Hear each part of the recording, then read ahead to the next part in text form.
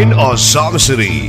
You're watching One TV News Channel. One TV News Channel. Serving you with information, news, sports, and public affairs. One TV News Channel. One TV News Channel. Serving you with love. Ang telebisyong pangmasa. One TV News Channel. One TV News Channel.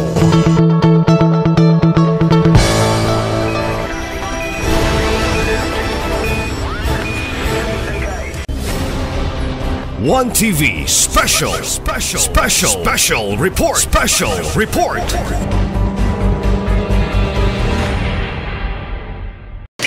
Good morning. Once again, my fellow SB members and staff, and to our guests.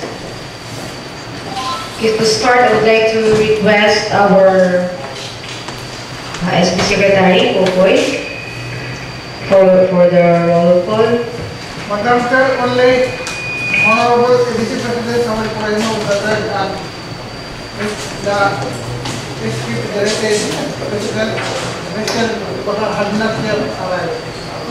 Only po are not arrived, Madam Chair. Okay, so given the number of present Sangguniang Bayan members, I hereby declare quorum. Let's immediately proceed with the approval of the order of business for this morning's 88th regular session. Any motion? Madam Chair. Honorable Tampo. Good morning, Madam Chair. Good morning sa tanan. I move the approval for orders of business 88th regular session, Madam Chair. Any second? Duly seconded. Any remarks, comments, objections? Okay, hearing none. Motion is approved. May I hear also motion for the approval of the minutes for June 24, 2024 session, Honorable Obot. I move for the approval of the minutes from previous session, Madam Chair, and dispense its reading, Madam Chair. Second motion, Madam Chair. Duly seconded. Any remarks, comments, objections? Madam Chair. Honorable Lagi, comment? Thank you, Madam Chair. Just Madam Chair, as incorporation na lang, Madam Chair. Last June 25 is Tuesday, Madam Chair. Okay. Tuesday is June 25. And also, The date. yes, Madam Chair. June 25 is Tuesday. And I say Honorable Felix Balais is only on visa business, but he was present during last June 25 session, Madam Chair. Okay.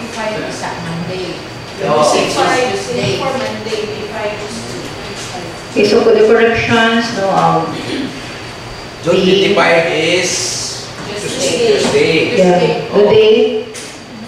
the date as well as the attendance of Honorable Balais. Attendance of Honorable Felix Balais, Madam Chair.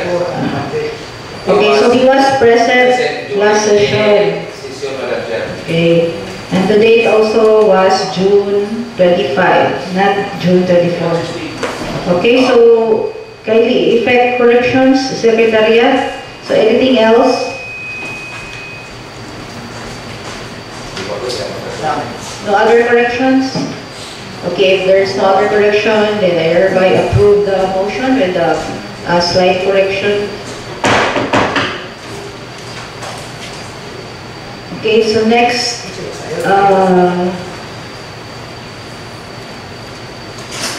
okay, so for the privilege hour, people's hour, so we have with us this morning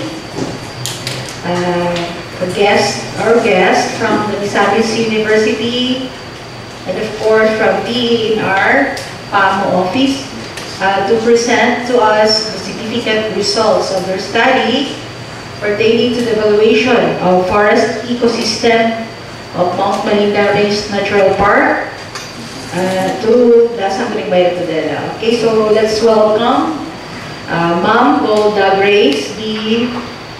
Sultan from the MUSIP, correct, no? Misamis University, and Ma'am Jersam Kalagi, also from MUSIP, no? Misamis University.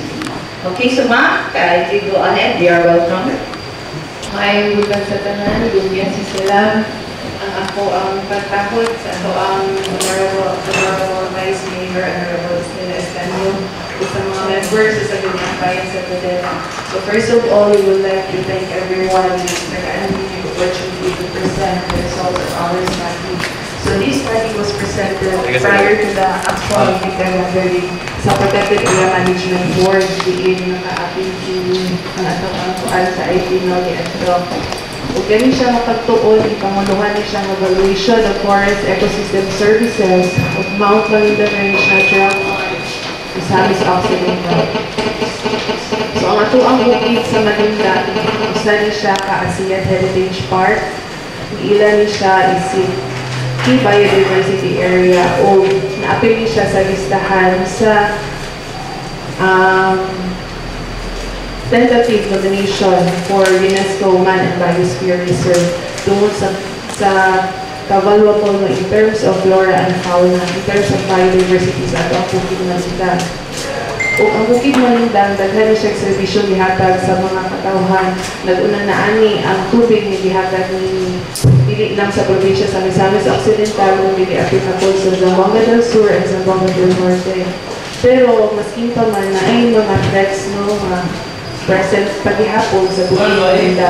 Ug tungod ana kini nga pagtuon gitanggap sa Misamis University o gipuduhan sa Department of Science and Technology kauban ang PNR.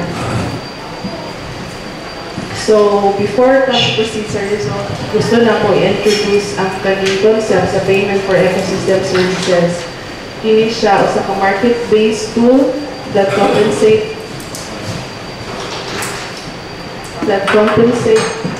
locals and private individuals in exchange for services that the ecosystem provides to maintain, improve, and enhance the various demands of human satisfaction and well-being.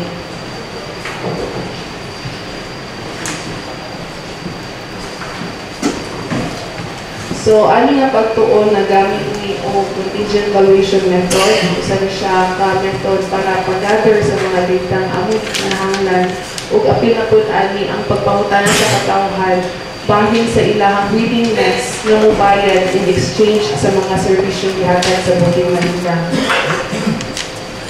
So, na ay kaning sa maps atong atubangan, ni siyang nagpakita sa mga households nga ni-interview. Hello.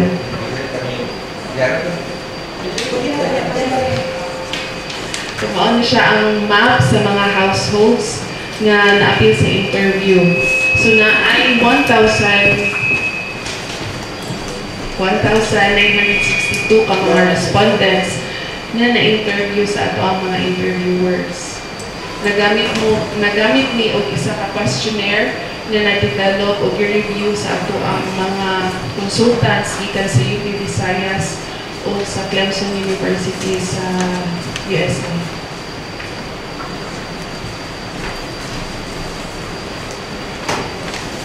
So, sa questionnaire na ay mga amounts kung pila ang willing ang mga katawhan nga bayaran in exchange sa tubig na gihatag sa Bukid Malinda. So, naatay gibutang dito nga 8 pesos, na ay 5 pesos, 10 pesos, 20 pesos, 40 pesos, 60 pesos, o 80 pesos. So, kanin siya ng mga amounts gibutuhan ni sa mga respondents kung unsaan ni ang ilahang willing na bayaran kada bulan in exchange sa tubig nga gihatag sa Bukid Malinda. So these are the results. 77% sa mga respondents babae, 23% ang lalaki. So in terms of occupation, 41% ang walay trabaho, dayon 71% or majority ang ninyo. Sa educational attainment, 25% ang high school graduate.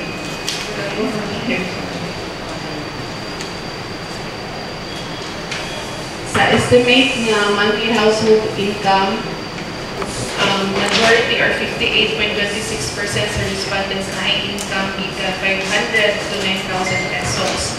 Ngayon, 20.80% ang may income na 9,000 to 18,000 pesos.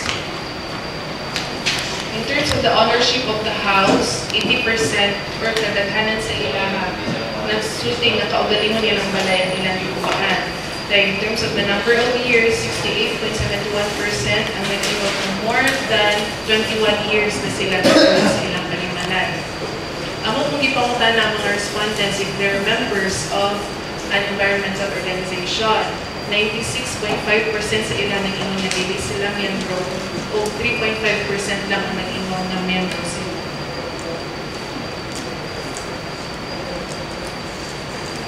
So, ang mga ipangutan na ang mga respondents unsa ang mga necessary nga panginahanglan sa ilaha nga lisod sa ilaha kabuton. Kung nag-una ani ang pagkaon, ikaduha ang kuryente, ikatulo ang tubig, ikaupat ang edukasyon, ikalima ang healthcare, ikaunom ang transport, ikapito ang clothing, ug lastly ang shelter. Ang mga isang gipangutana ang mga respondents kung unsa ang kwalidad sa tubig ni ilang ginagamit sa ilang panimalay. 62.45% sa respondents nag-ingon na highly drinkable or highly acceptable ang tubig nga naa sa ilang panimalay. Ang usab silang gipangutana kung unsa kasagara ang mga problema na ilahan giatubang sa ilang tubig. So daghan ang nagsulti nga wala sila problema. Apan naa say nag-ingon na sila problema sa pressure sa tubig, na ay supply interruption, na ay water rotation, na ay water impurities. Ang water quality dili kay maayo o napoy nag-ingon na small amount of water quantity. Amo sab silang gipangutanan kung ngano kaha nga naani ang problema sa ilahang tubig. So 59.7% nag-ingon na nagkadaghan na daw ang mga number of users sa tubig. Maong present to siya ng mga problem. Naapoy nag-ingon nga nagkagamay na ang lasang dahil naapoy aga sa tubo na illegal sa pagkolekta. Ingon ang mga respondents, mauni ang mga epekto sa mga problema sa ilang tubig. So, naay kalisod sa pagpanghinlo o pagmaintenar sa panimalay, ingon ang 30.4%, ay dako kapalay nun, ingon ang 31.3%, ang kalimpyo sa kaugalingon or personal hygiene, so maka-apekto daw ng problema sa tubig sa ilang personal hygiene. Amo silang gipangutana kung sa ilang panghuna-una asa ka ni kalikan ng source nila sa tubig. So 49.75% nag-ingon nga gikan ni siya sa tubod sulod sa bukid Maninda. Naapoy nag-ingon nga gikan sa tubod diri na ubos or downstream ug 26.15% nag-ingon nga gikan ni siya sa drill. So mao ni ang average monthly expenses sa tubig sa mga respondents. So sa tibuok Misamis Occidental na ay 342.88 pesos na monthly expenses sa tubig. Ang average ni siya sa probinsya. Para sa Tudela, 280.22 pesos daw monthly ang ilang expenses sa tubig. Ang average monthly consumption or per cubic meter sa tibuok probinsya sa Misamis Occidental is 16.42 cubic meter. Ang para sa Tudela is 14.98 cubic meter monthly. So naay mga respondents na nagamit sila og tubig nga naa sa batol. So sa tibuok probinsya sa Misamis Occidental, ang average monthly expenses for bottled water is 20.77 pesos. Kung sa Tudela is 201.40 pesos. Among gipangutan na ang mga respondents kung kabalo ba sila na ang Mount Maninda usa ka protected area o usa ka ASEAN Heritage Park. So majority or 82.93% sa respondents na ingon nga kabalo sila bahin niini.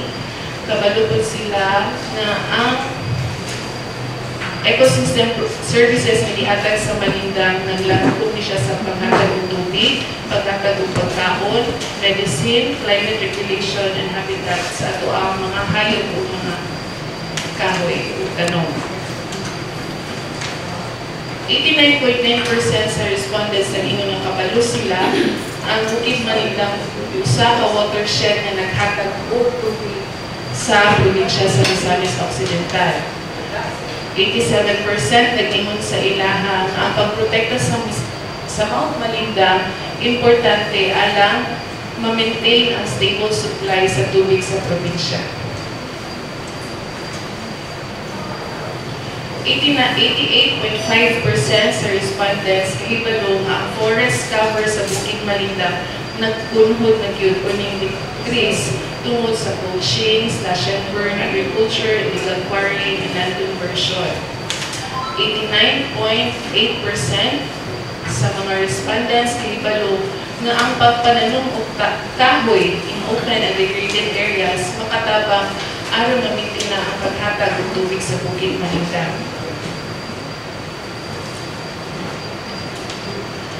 So kini siya nga graph na pakita ni siya sa kahibalo sa mga tao sa ilang practices at attitudes may tungkol sa pag-conserve sa Bukid Malindang. So para sa Tudela na ay 4.9% ang knowledge score, meaning taas ang ilang kahibalo, ang ilang practices o ang ilang attitude bahin sa pag-conserve sa Bukid Malindang. So mauni siya ang forest cover adto 1992 sa Bukid Malindang kanina sa wala o kaning sa tuo mo niya sa 2010. So kung ato ang makita ang kanang dark green mao na siya forest cover sa 1992. Ang sa 2010 makita na to ning kunhod na jud or ning decrease na ang forest cover sa Malindang. So pinaagi sa focus group discussion, ako ang gipangutana ang mga respondents kung sa ang mga participants bahin sa mga angay buhaton para ma-conserve ang ato ang Bukid Malindang. O kini nga mga activities, kinahanglan na siyang punduhan. So pinaagi sa payment for ecosystem services, mahimo ni siya mapunduhan para ma-address itong mga threats or mga issues sa Bukid Malindang. So mauni ang mga conservation program proposed sa ato ang participants. So sila mismo ang nag-suggest ani. Una, improve the forest cover through tree growing, vegetative enhancement, utilization of surface water, river banks rehabilitation, fruit or trees planting, establishment of forest parks in every barangay or municipality, increased number of bantay lasang for added protection, provision of trainings to strengthen management of MMRNP o ikawalo, increase awareness.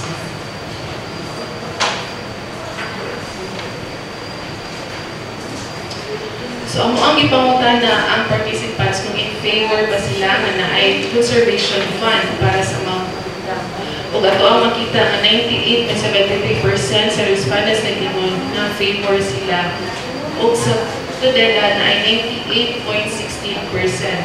So, what pa sa vote, pipila na nga ang nagingon nga dili sila kabot. Mauni ang ilahang mga rason sa ilahang pagdili.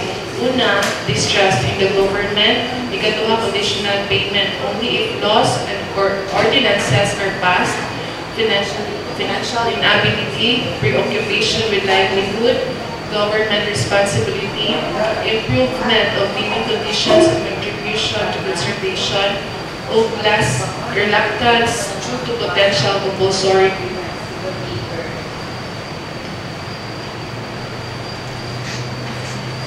So katong mga amounts na na-mention ang pinakadaghan na may pabor or niingon nga yes na willing sila bayaran is 5 pesos. So 95.41% sa respondents ingon willing sila magbayad og 5 in exchange sa tubig nga gihatag sa Malindang. Isundan ni siya sa 10 pesos, dayon 20 pesos, 40 pesos, 60 pesos, o pinakalamay, 80 pesos. Okay? So sa tibuok probinsya sa Misamis Occidental, ang average or mean willingness to pay is 35.41 pesos. Sa Tudela na ay 28.81 pesos. Ang average, nag-iingon sa respondents na willing silang bayaran kada bulan para in exchange sa tubig na gihatag sa Manila. So mauni ang mga rason na ang mga respondents willing sila mabayad or mo-contribute to the conservation fund. Una, ingon sila na ang Bukid Malindag naghatag ng mga ekosistemang serbisyo. Ikaduha, for water sustainability. Ikatulo, continuous water supply. Ikaupat, ilang i-acknowledge na ilang responsibilidad ang paghatag sa conservation fund. Ug ikalima, wise utilization of resources by the public and family. So katong mga data nga amo ang nag-gather, amo ang i-analyze o i-process pinaagi sa software na gitawag og data. So mauni ang mga factors na naka-apekto sa ilang willingness sa pagbayad. Una ana ang amount sa deed, ikaduha ang size sa ilang household, ikatulo ang ownership sa ilang household. Sunod ang length of stay sa barangay, ang awareness of ecosystem services provided by Mount Malindag. Ang asab ipangutan na ang mga respondents kung unsaon ang pagkolekta sa PES para sa conservation fund sa Bukid Malindag. So 43.8% sa ilahan nag-ingon nga magutang og lahi nga ahensya or opisina nga maoy mo kolekta sa bayad sa conservation fee. Na ay 21.1% nag-ingon na direkta nga donasyon sa MMRNP Upamo, 18.3% nag-ingon na direkta nga donasyon sa LGU Treasury, ug 16% nag-ingon nga ang bayaran idugang sa bayranan sa tubig or sa water bill.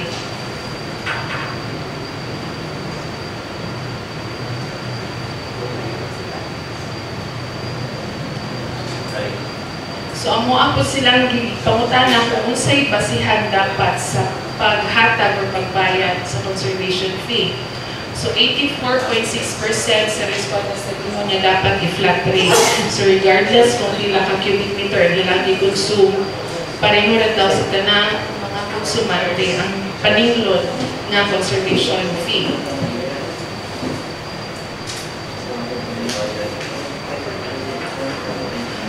So mauni siya ang per municipality. Para sa Tudela, 81% ang nag-ingon na dapat i-flat rate ang pagbayad o paghatag para sa conservation fee.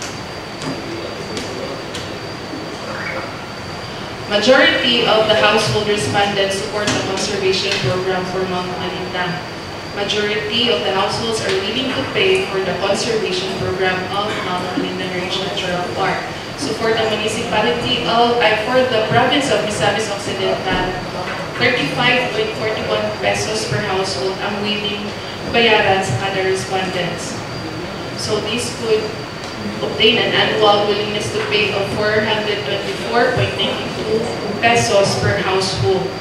The annual aggregate economic value of water ecosystem service is 20,025,204.84 for the 47,127 households served by water districts and LGU's water systems.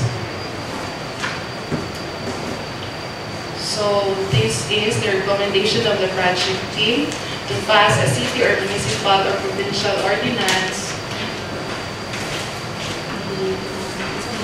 implementing and adapting payment for ecosystem services to water utilities, a sustainable financing mechanism scheme for the conservation of Mount Malindag Natural Park ecosystem services. So with that, nagpasalamat ni Utrono sa LGU Tudela for this opportunity, and we would also like to acknowledge our funders, the OST, and our partners, mga LGUs, and the local government of Misamis Occidental, the Protected Area Management Office, the Protected Area Management Board. So together with me, the I is Forester Jersan Balago, isa sa project officers of this project. So in behalf also of our Director, Environmental Planner, Grace V. Villanueva, I am Golden Grace de la Peña Sultan. So maraming salamat, may buka. Okay, thank you. Napakakan and Yusef, no? For coming up with this study, research, which is very valuable. So, ato ning pamalandungan kay, pero in as much as we would like to also extend our support. Since this is Malindang, no? Ang coverage is province-wide yun.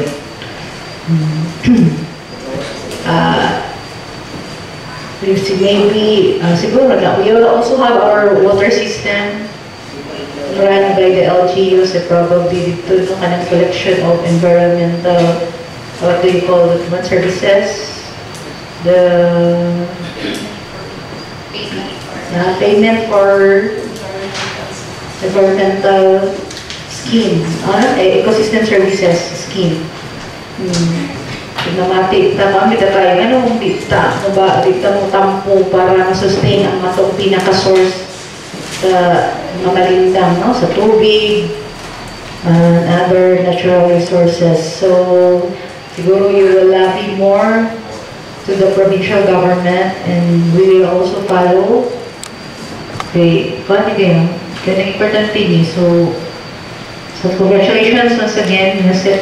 Thank you for sharing your study for our reference, no? In the future. Pwede kininin niyo nga, lahong tayo nga pag-lobby through this study, no? Especially sa atong man, sa provincial government, sa gining panalawigan. Pila naman ang 400, no? Kada household na dyan. Okay, so ma'am, thank you so much, ma'am. Very fun po kayo ni. Helpful kayo na output and input para na mo ang mga legislator. So, katawag na naman ni asan may maka-support ani through our own legislation through the Sangguniang Bayan of Tudela. So, ma'am, thank you once again for your presentation. Okay, so let's proceed. For our reference of business, we have proposed ordinance and resolutions.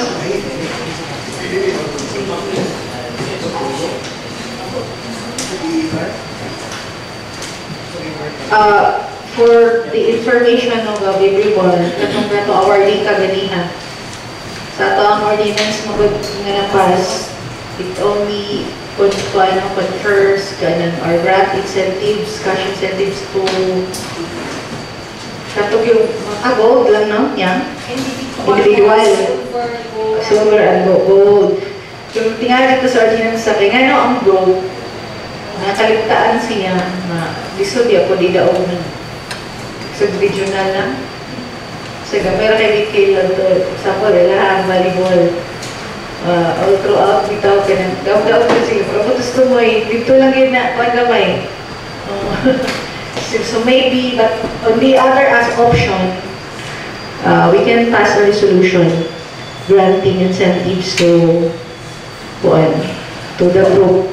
Special lang siya. Anyway, naman tayo studying authorized budgets through our GAP. So, pwede siguro supportahan na lang ito resolution na mag-grant o cash incentives to katong group na regional winner up to silver, no? For the silver medalist. Both are boys and girls silver medalists. So maybe you can all pass the resolution granting the pila po yata yung grant. Napamagputay grant, gamay naman po. Para nila, para ma-encourage ito po sila. Napamagputay next year. Madam Chair. Yes, Honorable Obodo. Ako'y magtanong, Madam Chair, wala pa tayo lang yung ang source gawa sa ating GAP.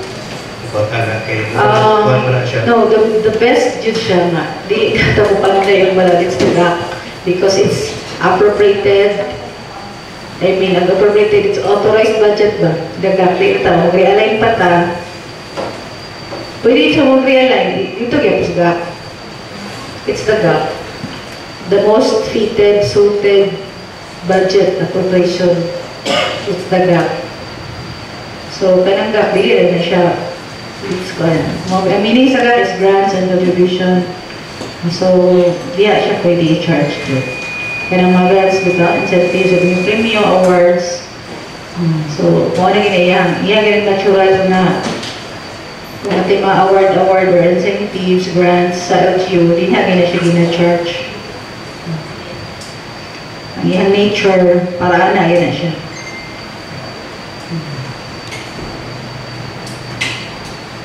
Okay, we have also second option to amend, to insert the paragraph for the awards para sa regional level sa group.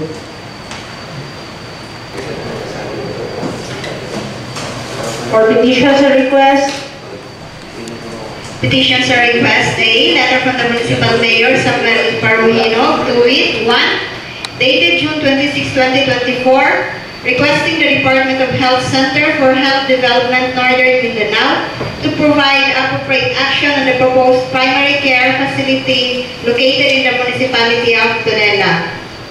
2, dated June 28, 2024, requesting the August body for the issuance of resolution authorizing the Honorable Mayor Samuel L. Paruhino to enter into a memorandum of agreement with Mars MC in relation to the non-compliance of our current RHU facility with the minimum DOH licensing requirements for a primary care facility set forth by DOH AO number 2020-47 on birthing service, clinical laboratory service, pharmacy, dental service, and ambulance service.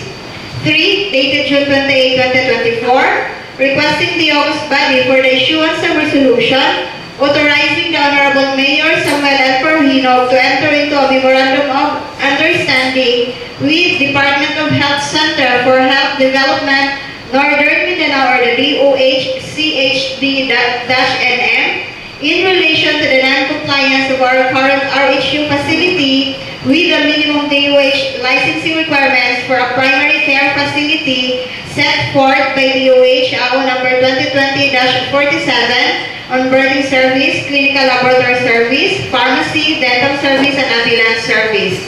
And 4, dated June 28, 2024, requesting the August body for the creation of Municipal Health Fund and authorizing the Honorable Mayor Samuel L. Paruhino and the Municipal Treasurer Fanisa B. Gamutin on behalf of the LGU Tudela to open a Municipal Health Fund account with the Land Bank of the Philippines Osamis Branch relative to the implementation of RA number 11223, also known as the Universal Healthcare Act in the municipality.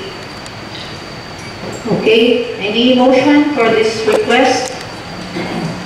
Okay. Honorable Sinidas. Omnibus resolution, I move to approve the request of Mayor Samuel Paruhino. Letters of Mayor Paruhino to wit, later dated June 26, 2024. Number 2, later dated June 28, 2024. Third, later dated June 28, 2024, and 4 is later dated June 28, 2024, Madam Chair, from first to second to third, within the House rules, Madam Chair. Okay, so we have to tackle one by one because we have this principle of singularity. We need to pass man each one.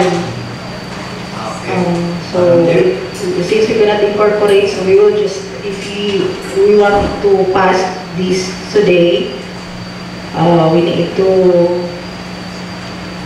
tackle it one by one. Okay, so starting from item 1. Item 1, Madam Chair, I'm sorry. Because they have different purpose ba? I move that letter of Municipal Mayor Samuel Parawino dated June 24, 26, 2024, requesting the Department of Health Center for Health Development Northern Mindanao to provide appropriate action on the proposed primary care facility located in the municipality of Tulila. I move from first to second to third within our households. Okay, in a second to the motion. Okay, seconded. Remarks, comments, objections. Okay, hearing none. Okay, motion is approved. Item 2. It's a resolution.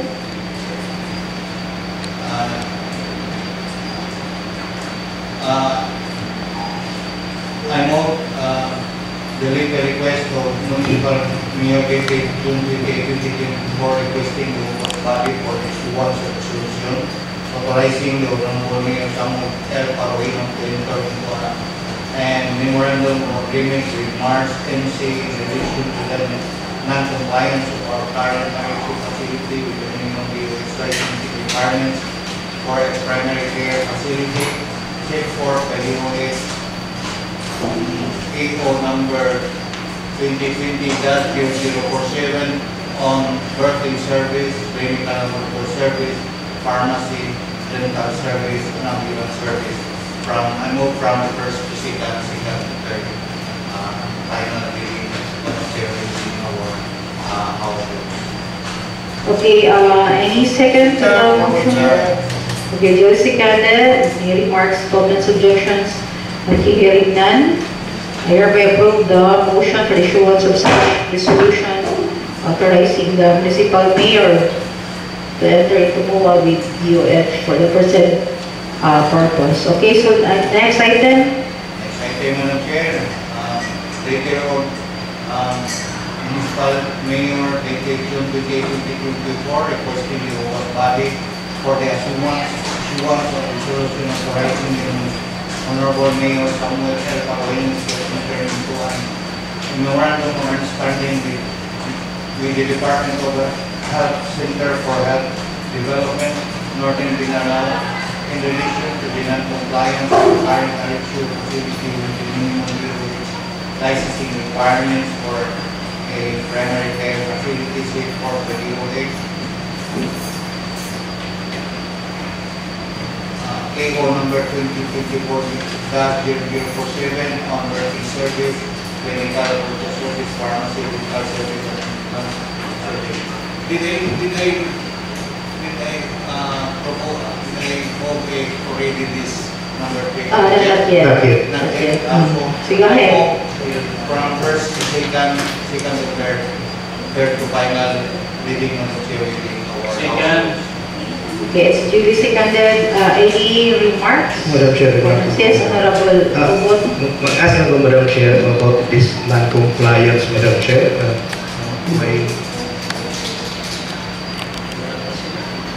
Okay, you can explain so put the pasabot.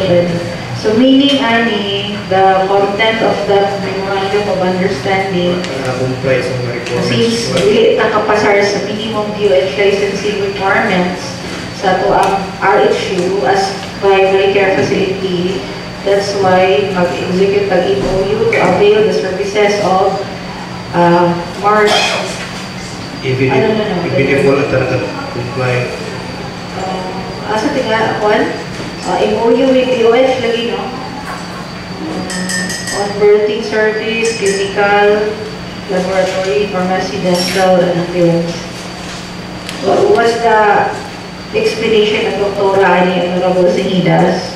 I forgot to specific explanation of Doktora remind kalimutin ko ang pag-discuss ng mga ni Madam Chair. I'm sorry. Yes, again. This is more about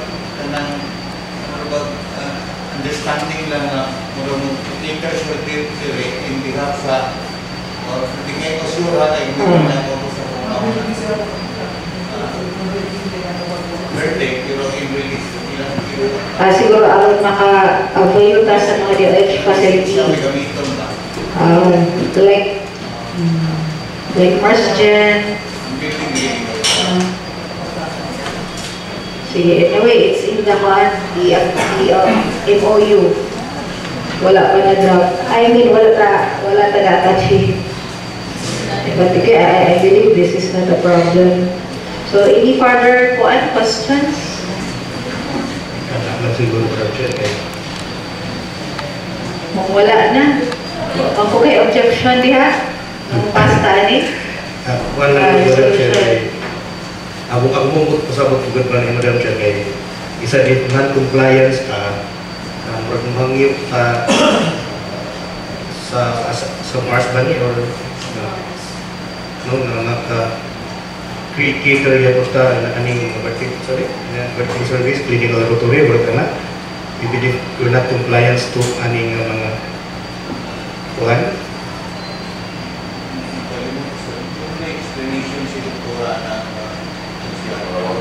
Or doon yan the memorandum mo sa understanding copy niya or the memorandum mo agreement between Mars and or Madam Chair.